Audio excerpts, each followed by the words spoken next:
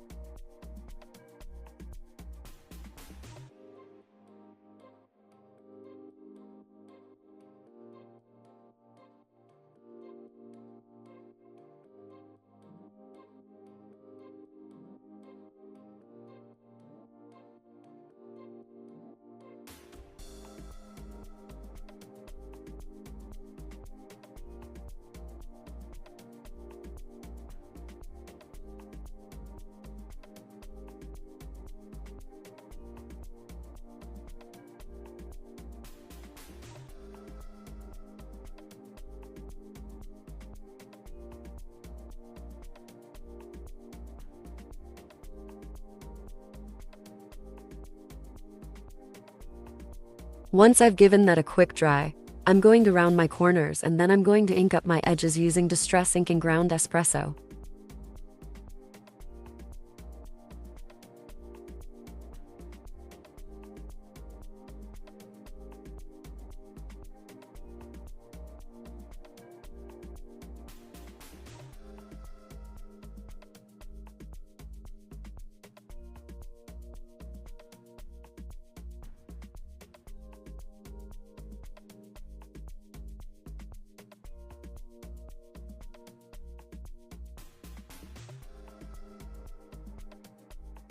And here's what they look like. I think that pumice stone paint added a brilliant touch to the craft stock, and these now make the perfect background pieces to work on.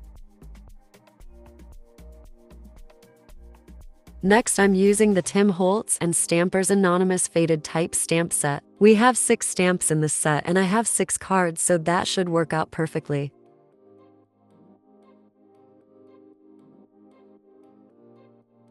I'm using archival ink and vintage photo to stamp with, and I'm just going to randomly place my stamps all over my card until I cover them up.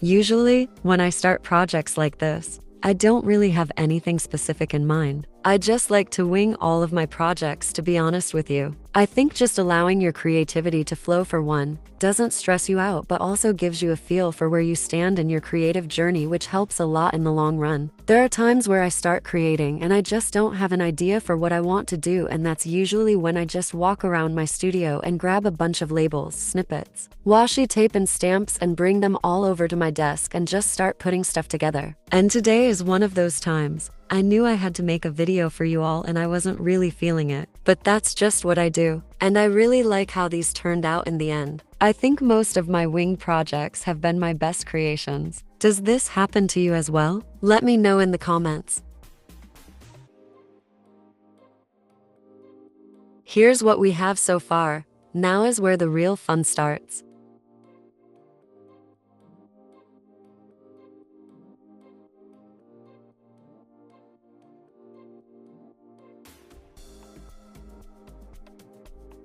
Here I have some random labels from Etsy, as well as the specimen labels from Vibe of Vintage. I'm just gonna pull some out and see what we get.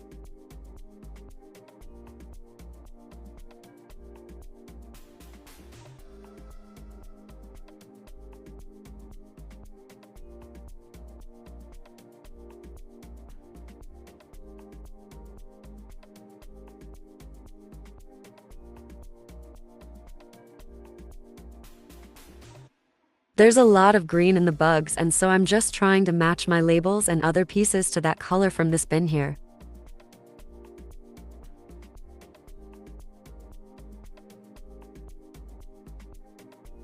I think I'm also going to pull from my specimen drawer here. These are the digital die cut entomology set from Vibe of Vintage. As always, any digital kits used are linked in the description box below.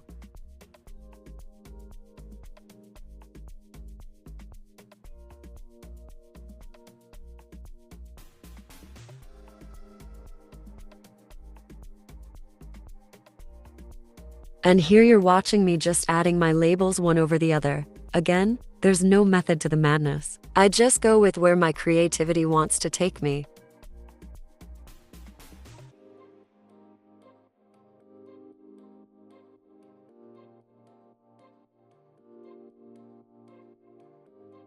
I think this is a great way to get over a creative slump. So if you're struggling to create, I would suggest just start with some scrap paper, some labels, some stamps, and just create.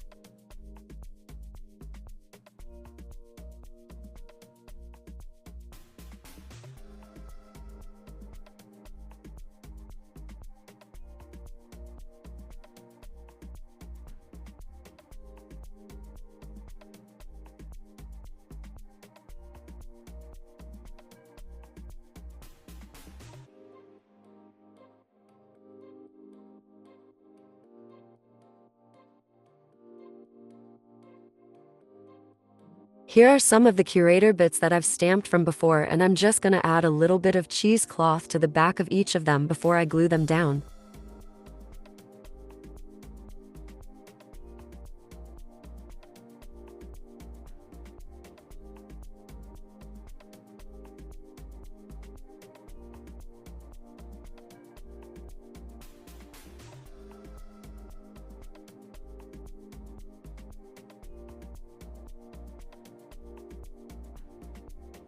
Don't worry, I'm not gonna make you sit through each piece. I'm just gonna do a couple on camera, and with the magic of editing, we now have all of our little curator bits there with the cheesecloth ready to go.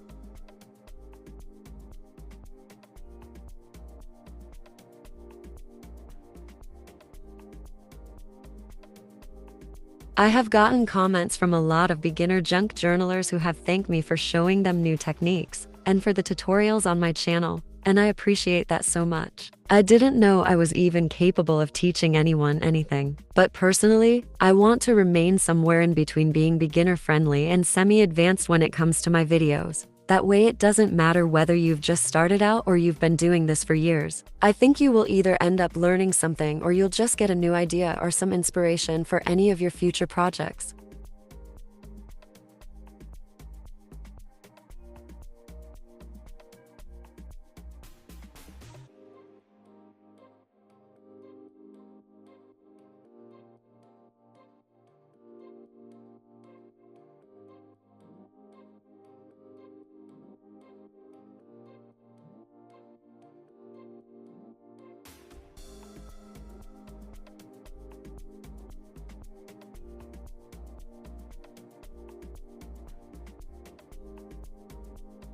I remember in some video in the past, I had removed these cute little binder edges, but never really got a chance to use them. And so we're not skipping on these today. I'm going to be adding some of these to my cards today. I've learned this from Tony by Crafty by Tony, where you just grunge them up with some ink and then you just run your finger through each of those little binder edges. Mess them up real good and tear off some bits so they look like they've actually been ripped out of a spiral notebook. Now, obviously, you can actually just rip pages out of your spiral notebook and use that. But I do use digital die cuts. I just do it this way because it's easier to mass make them in different sizes for different projects. If you have a cutting machine, I do have a freebie linked in the description box down below, so feel free to grab those if you want.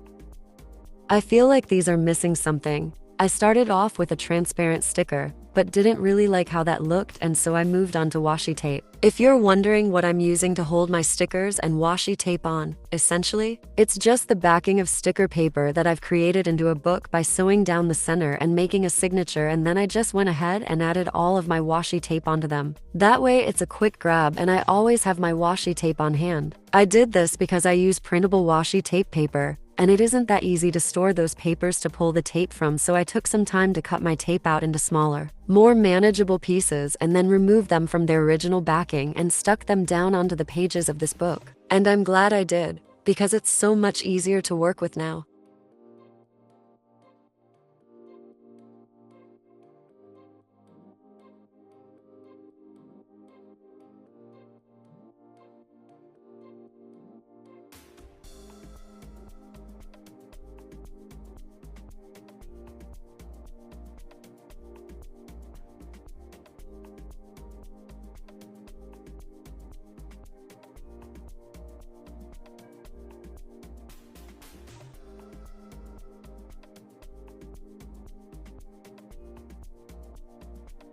Okay, I really struggled with the washi tape in today's video. My room got really cold, and the first place I get cold are my hands and fingers. That's why you see me wearing arm warmers or gloves sometimes. I really wanted to get up and make it warmer, but I was just too much in the flow of things, and so I struggled holding onto the tape because my fingertips were just freezing at this point. But I'm glad I got through that and didn't give up, because look how good it looks.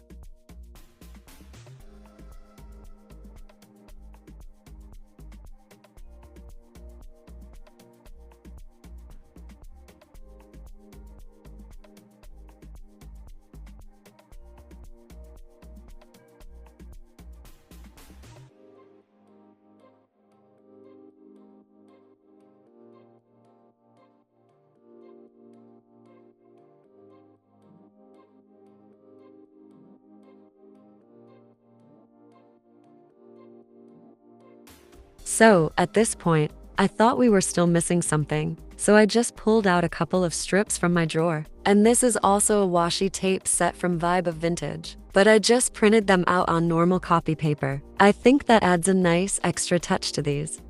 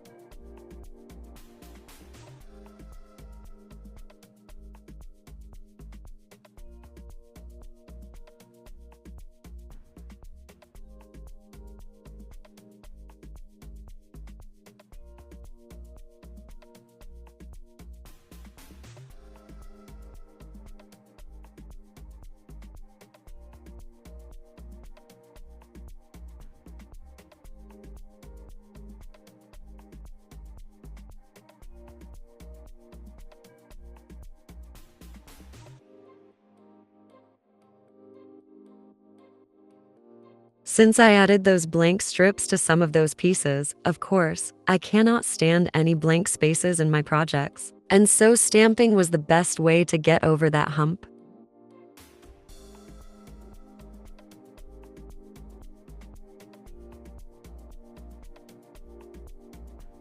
Here I'm grabbing pieces from my mini bits drawer to add just a final touch to give it some extra bit of love. And how Tony of me to do so. I mention her in almost all of my videos because she's just such a huge inspiration to me, and every time I sit down to create, I can't help but use most of her techniques, which is why I'm able to create something like this in one go. It was extremely difficult for me to do this before, but all thanks to Tony, we now have a full 6 cards that I got done in such a short amount of time. So, big up to you, girl. We all love you so much. Okay, that's enough of kissing butt for today. Just need to give credit where credit is due. If you find inspiration from Tony's channel, say whoop whoop in the comments.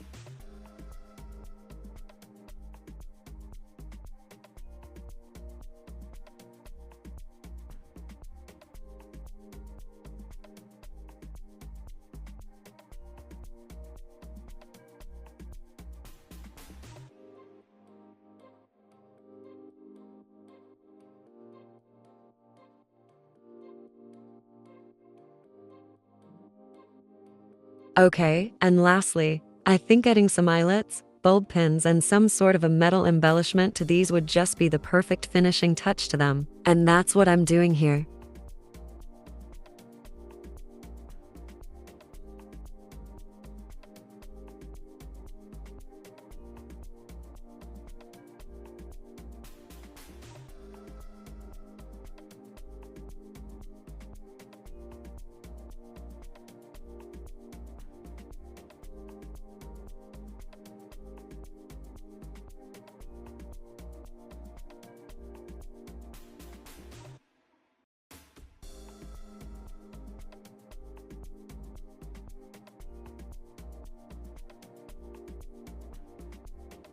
These pieces that you're looking at are inspired by Tanya from Made by Tanya. She's both here on YouTube and on Instagram by the same name. Go ahead and check out her pages. And if you'd like to watch me create those embellishments, I have a video on my Instagram. I'll be sure to link that in the description box below as well.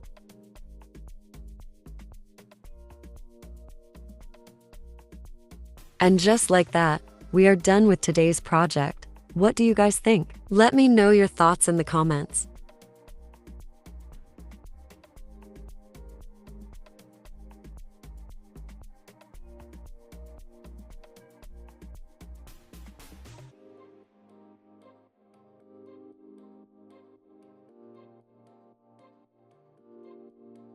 I hope you enjoyed today's video. Thank you for watching. I'll see you all on the next one. And as always, stay creative.